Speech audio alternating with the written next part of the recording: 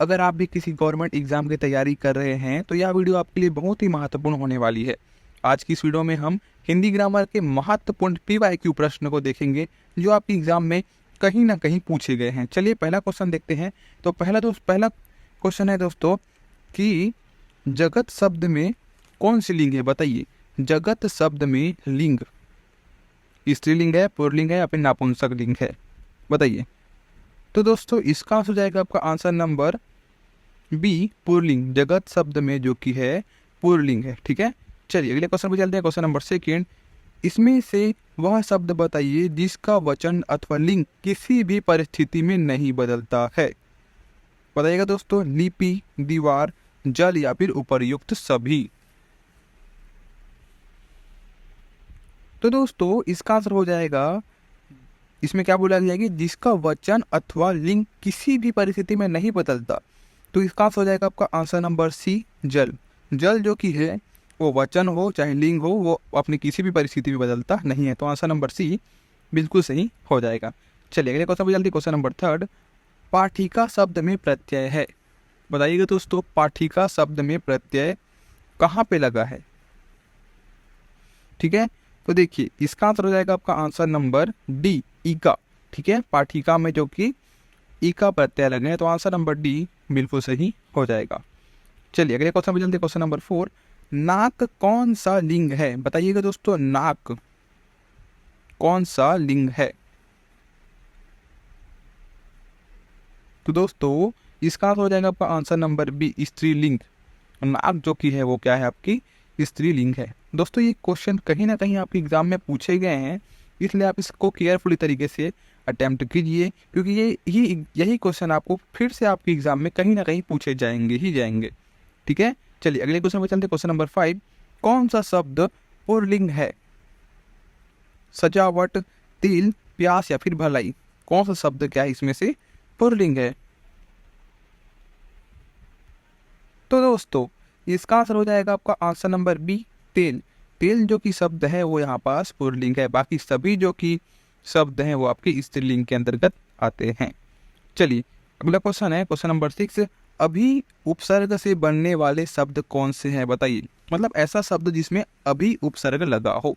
उपसर्ग यानी जो शब्द के शुरू में लगता है। ठीक है, तो बताइए, अभिमुख, अभियोग, अभिकर्ता या फिर सभी।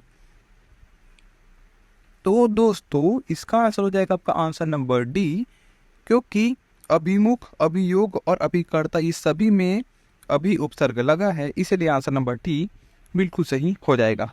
चलिए अगले क्वेश्चन पे चलते हैं। क्वेश्चन नंबर 7, मनौती में प्रयुक्त प्रत्यय है। बताइएगा दोस्तों, प्रत्यय वो होता है जो शब्द के अंत में लगता है। बताइए मनौती में कौन सा प्रत्यय लगा है। तो दोस्तों इसका आंसर हो जाएगा आपका आंसर नंबर बी, औती। ठीक है, मनौती में जो प्रत्यय लगा है वो है आपका आंसर नंबर बी, औती। ठीक है, चलिए अगले क्वेश्चन में चलते हैं। क्वेश्चन नंबर 8, निम्न में से किस शब्द में प्रत्यय का प्रयोग नहीं हुआ है। इनमें से कौन सा शब्द है जिसमें प्रत्यय का प्रयोग नहीं हुआ है। बुढ़ापा, पंडिताइन, मोरनी या फिर सुयस। तो दोस्तों इसका आंसर हो जाएगा आपका आंसर नंबर डी, सुयस। सुयस में जो कि प्रत्यय नहीं लगा है, बाकी सभी में बुढ़ापा में आपा प्रत्यय लगा है, पंडिताइन में इन लगा है और मोरनी में भी इन लगा है। ठीक है, मोरनी। ठीक है, तो उसमें ई प्रत्यय लगा है, तो आंसर नंबर डी बिल्कुल सही हो जाएगा। चलिए अगले क्वेश्चन पर चलते हैं। क्वेश्चन नंबर 9, निम्न में से प्रत्यायांत, ठीक है, प्रत्यायांत शब्द कौन सा है। मतलब इसका समझ रहे हो आप, जिसमें आपका क्या लगा है, प्रत्यय लगा है। तो बताइए दोस्तों इसका आंसर क्या हो जाएगा आपका आंसर नंबर डी, कृपालु, आलू। ठीक है, इसमें क्या आपका प्रत्यय है, तो आंसर नंबर डी बिल्कुल सही हो जाएगा। चलिए आज का 10वां क्वेश्चन में चलते हैं। निम्न में से कौन सा शब्द प्रयुक्त, क्या प्रत्यय युक्त नहीं है। मतलब जिसमें प्रत्यय नहीं लगा है, बताइए। प्रतिष्ठित, अचानक, नैतिक या फिर आत्मीय। तो दोस्तों इसका आंसर हो जाएगा आपका आंसर नंबर बी, अचानक। अचानक ही एक ऐसा शब्द है जिसमें यहाँ पास प्रत्यय नहीं लगा है, और दोस्तों प्रत्यय कहाँ लगता है, शब्द के अंतिम में। ठीक है, तो आंसर नंबर बी इसका सही आंसर हो जाएगा। चलिए 11 नंबर को क्वेश्चन देखते हैं। नी री स्वर में कौन सी संधि है? निस्वर में कौन सी संधि है? तो दोस्तों इसका आंसर हो जाएगा आपका आंसर नंबर सी, विसर्ग संधि। निस्वर में जो कि विसर्ग संधि है, ठीक है। और इसको हम कैसे यूज करेंगे? तो नि और धन स्वर, ठीक है। तो ये हो जाएगा आपका विसर्ग संधि के अंतर्गत। चलिए अगला क्वेश्चन है, उल्लास में कौन सी संधि है? बताइएगा दोस्तों, उल्लास में कौन सी संधि है? तो दोस्तों इसका हो जाएगा आपका आंसर नंबर सी, व्यंजन संधि, ठीक है। उल्लास में जो कि संधि है वो हो जाएगी आपकी व्यंजन संधि, इसलिए इसका आंसर सी बिल्कुल सही हो जाएगा। चलिए अगले क्वेश्चन में चलते हैं। क्वेश्चन नंबर 13, रमेश में कौन सी संधि है? बताइएगा दोस्तों, रमेश में कौन सी संधि है? तो दोस्तों इसका आंसर हो जाएगा आपका आंसर नंबर बी, गुण संधि। रमेश में जो कि संधि है वो है आपकी गुण संधि। चलिए अगला क्वेश्चन है क्वेश्चन नंबर 14, निम्न में से तत्सम शब्द है? बताइएगा तत्सम शब्द कौन सा है यहाँ? तत्सम शब्द वो जो संस्कृत से हिंदी में सेम फॉर्म में आते हैं, मतलब जो संस्कृत में लिखा रहता है वही हिंदी में भी उसको लिखा जाता है, मतलब उस पर बदलाव नहीं होते। बताइए तो इसमें से तत्सम शब्द कौन सा है? तो दोस्तों इसका आंसर हो जाएगा आपका आंसर नंबर बी, वक, ठीक है। वक जो कि है एक तत्सम शब्द है, बाकी जितने भी शब्द हैं वो है आपके तद्भव शब्द के अंतर्गत। तो आंसर नंबर बी बिल्कुल सही हो जाएगा।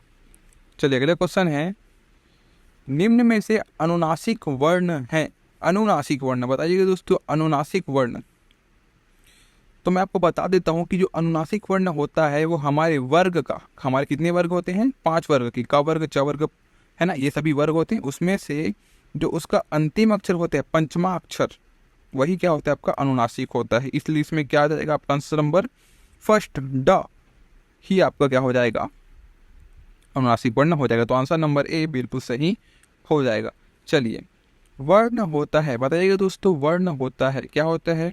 अक्षरों का समूह, लिपियों का समूह, पदों का समूह या फिर ध्वनियों का समूह। तो दोस्तों इसका हो जाएगा आपका आंसर नंबर डी, ध्वनियों का समूह। वर्ण जो कि क्या होता है? एक ध्वनियों का समूह होता है। चलिए अगला क्वेश्चन है क्वेश्चन नंबर 16, कौन सा शब्द जातिवाचक संज्ञा है? बताइए कौन सा शब्द जातिवाचक संज्ञा है? गोपाल, पुष्प, सोना या फिर अमृत। तो दोस्तों इसका आंसर हो जाएगा आपका आंसर नंबर बी, पुष्प। पुष्प ही जो है यहाँ पास जातिवाचक संज्ञा के अंतर्गत आती है। चलिए अगला क्वेश्चन है, रमेश ने सुरेश के साथ मित्रता का निर्वाह किया, इसमें भाववाचक संज्ञा है? बताइए रमेश ने सुरेश के साथ मित्रता का निर्वाह किया, इसमें भाववाचक संज्ञा है? रमेश या फिर सुरेश या फिर मित्रता या फिर निर्वाह। तो दोस्तों इसका हो जाएगा आपका आंसर नंबर सी, मित्रता, ठीक है। इसमें भाववाचक संज्ञा कौन सी आएगी आपकी? मित्रता। तो आंसर नंबर सी बिल्कुल सही हो जाएगा। अगला क्वेश्चन है, कौन सा शब्द भाववाचक संज्ञा है? बताइएगा दोस्तों, भाववाचक संज्ञा कौन सा है? सोना है, विद्यालय है, फूल है या फिर पशुता है? तो दोस्तों इसका हो जाएगा आपका आंसर नंबर डी, पशुता। भाववाचक संज्ञा कौन सा है आपका? पशुता, ठीक है। तो आंसर नंबर डी बिल्कुल सही हो जाएगा। अगला क्वेश्चन है, निम्न में से तत्सम शब्द है? मैं आपको पहले ही बताया, तत्सम शब्द वो होते हैं जो संस्कृत से हिंदी में आते हैं और उसका एक स्वरूप नहीं बदलता है, उसको हम बोलते हैं तत्सम शब्द। दोस्तों इसका हो जाएगा आपका आंसर नंबर बी, भीष्म। यहाँ पास भीष्म जो क्या है वो एक तत्सम शब्द के अंतर्गत आता है। तो आंसर नंबर बी बिल्कुल सही हो जाएगा। अगला क्वेश्चन है, निम्न में से तत्सम शब्द है? बताइएगा दोस्तों, फिर से तत्सम शब्द वाला क्वेश्चन है यहाँ। कौन सा शब्द तत्सम है? तो दोस्तों इसका हो जाएगा आपका आंसर नंबर बी, वृक्ष।